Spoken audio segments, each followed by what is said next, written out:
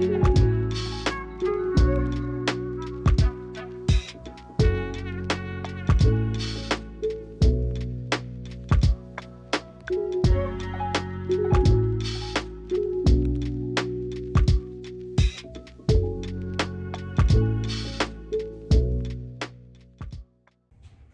everyone, it's Amy and we're back on menopause. So if you watched the first video, I went over lots of different kinds of symptoms that I experienced, a lot of my girlfriends have experienced, and many of my clients as well.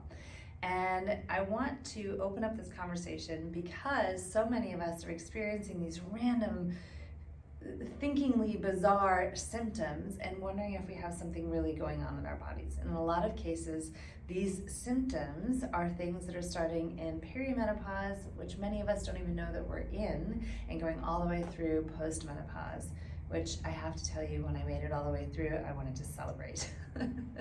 So I want to discuss a little bit further from all of the questions you've been asking me related to the last video, other symptoms, and if they're normal or not normal, what to ask your doctor, and some other things about weight gain that all of you keep asking me. So let's start from the beginning. And yes, I have my cheat sheet here because I've had so many great questions.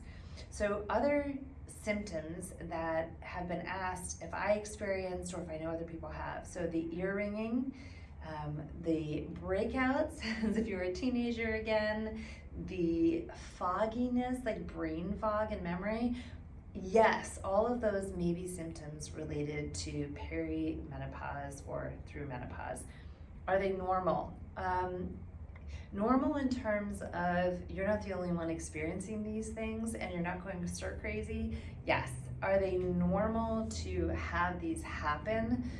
Not necessarily. I mean, these symptoms may happen. Do they happen to everybody? No. Are they fixable?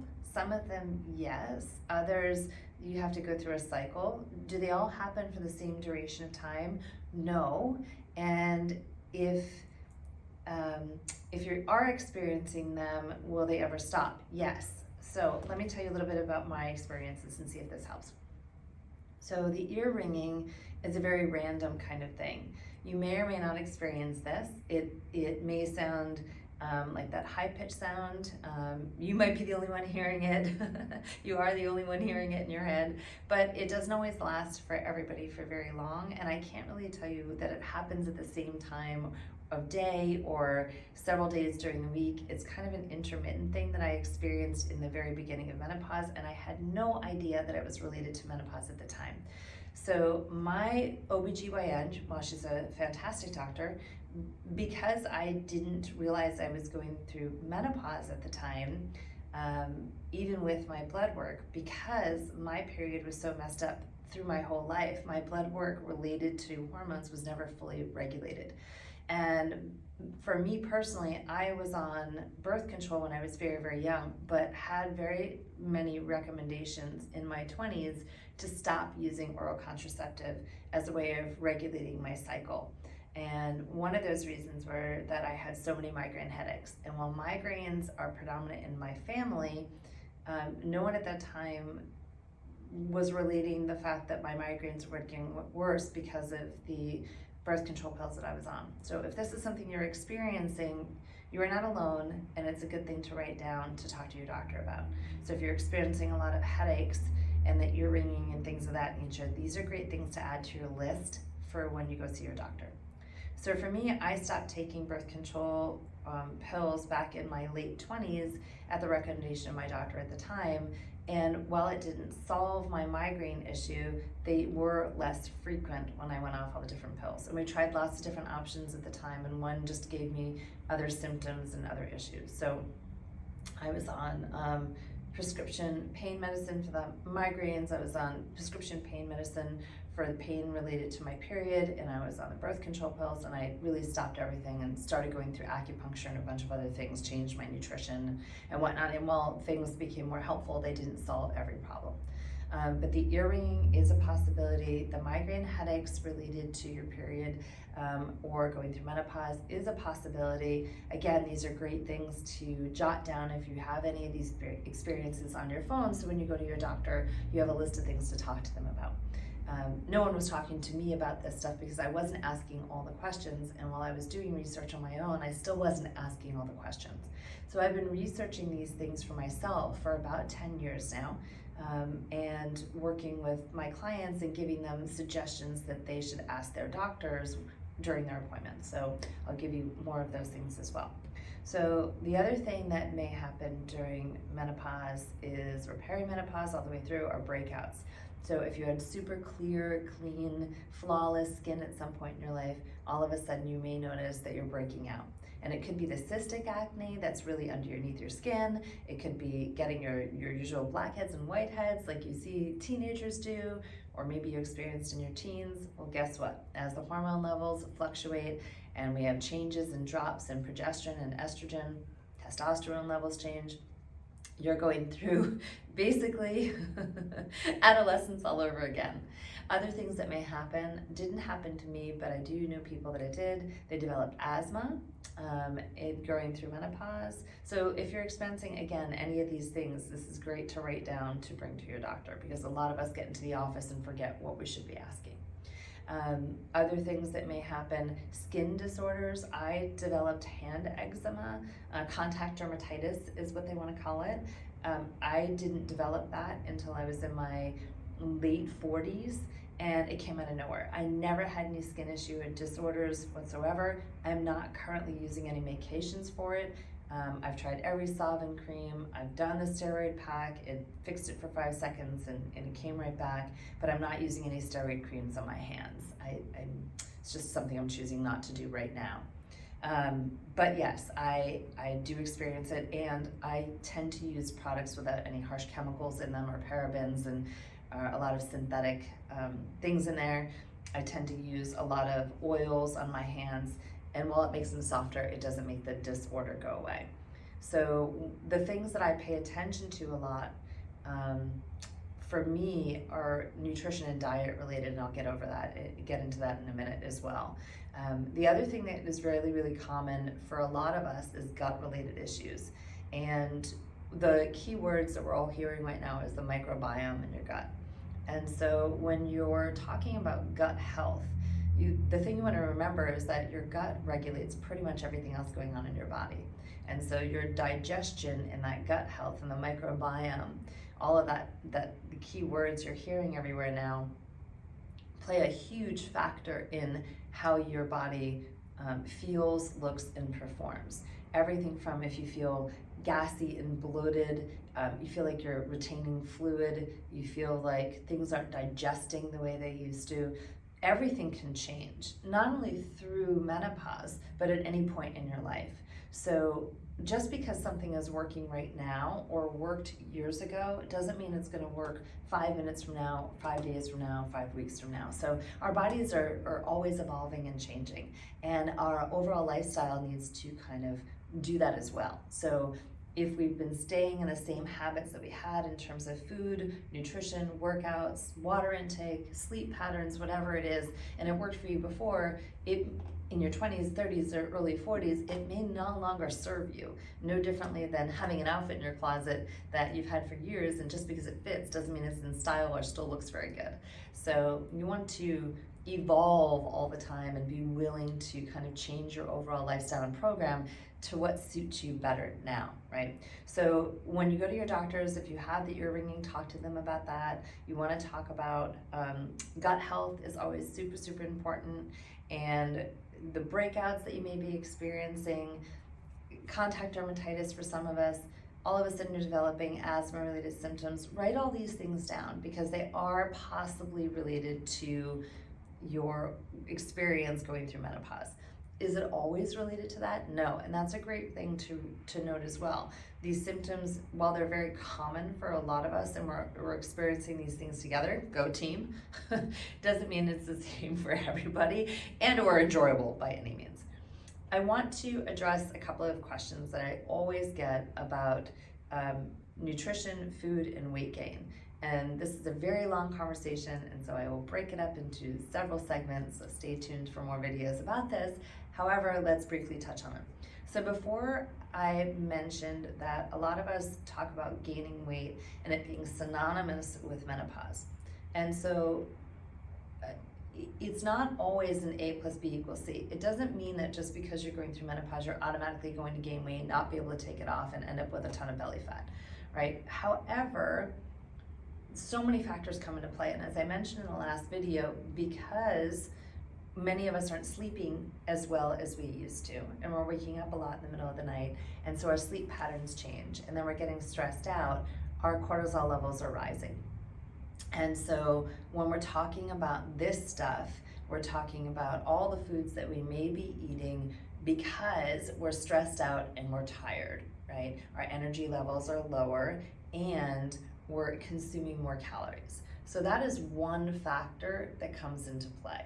The other factor is that we can develop more visceral fat, right? So not necessarily the fat that we're seeing when we feel fat in our bodies, right? We're seeing more body fat, but the fat against the organs, and we'll get into more of that later. So that does change as we go through menopause for a great percentage of us. However, the other part of it is too, we need to, as I mentioned a moment ago, take into consideration what we used to do and be willing to make some changes to do things a little differently. So as you go through menopause and all of the hormone levels are starting to fluctuate and change, and they're different for everybody, and how long we spend in those time periods of this being a little higher, this being a little lower, and what our numbers are may change. So I recommend getting your blood work done fairly frequently so you can see a difference in those numbers, whether that's 6 months or a year, that's your choice. But you do want to keep track of those things so you have an idea of where you need to be. For some of us, we have to really modify our overall nutrition program. And if you're interested in one-on-one work with that and coaching, we can talk about that as well. But for me, one of the things that I really need to pay attention to, and that I recommend to the women that I work with, is tracking everything. And I designed a custom nutrition app for that, as well as being very compliant to a whole food nutrition-based diet program. So whether you're doing keto or low glycemic or vegan or vegetarian or paleo, whatever the word is, Mediterranean, that you want to follow for an overall nutrition program, my suggestion for everybody is choosing options that are specifically related to reducing inflammation, that are helpful in your gut for the microbiome in your gut and your digestion, and that help detox the body. So what I'm going to do is at the end of this video, I'm going to share with you 2 recipes that you can use and incorporate into your weekly program, and hopefully they'll give you a little bit of inspiration for just those things, for reducing inflammation, detoxing your body, and working with the microbiome in your gut. So for me, again, these are whole food, mostly plant-based meals. I do use fish, I do use egg whites, I also use beans and legumes and tofu and tempeh and those things as well, and that's different for everybody. But again, I'll share 2 of those with you. And in another video, I'll give you a bunch of detox smoothies that are amazing for balancing your blood sugar, cutting out your cravings, and working with the microbiome in your gut as well. So we want to make sure that our foods are whole food based. I do love snacks in terms of some protein powders and some protein bars, but I don't want you using those for every meal, right? And the more we can stay away from processed foods, the better off for you and your body and your gut. The more vegetables and colors we can incorporate, excellent. And I combine, when we're talking veggies, both raw and cooked veggies. I recommend, if you're cooking, to do more steaming, boiling, steaming, simmering, lightly roasting, to get some of keep the flavor intact, keep the nutrition intact, but also make it easier for some of the vegetables to be digested in our bodies. And we want to really make sure that we're paying attention to the frequency that we're eating, again, and the quality of the food that we're eating. So for a lot of us, what I always recommend is working on a very stable blood sugar level. So I like people eating about an hour of rising, stopping eating about 2 hours or so before bedtime, and trying to eat between 3 to 4 hours in between during the day. It's not a perfect science because of our schedules, but that's the general direction we want to go into. Also super important to make sure, ladies, this is really important because so many of you aren't doing this, super important to make sure that you're getting protein at every meal. It is vital for our bodies, since we can only absorb about 30 grams of protein at a sitting, that we have our protein spread out throughout the day. A lot of us tend to eat more carbohydrates and fruit, which is also a carb, in the morning, and have protein later in the day. Big mistake.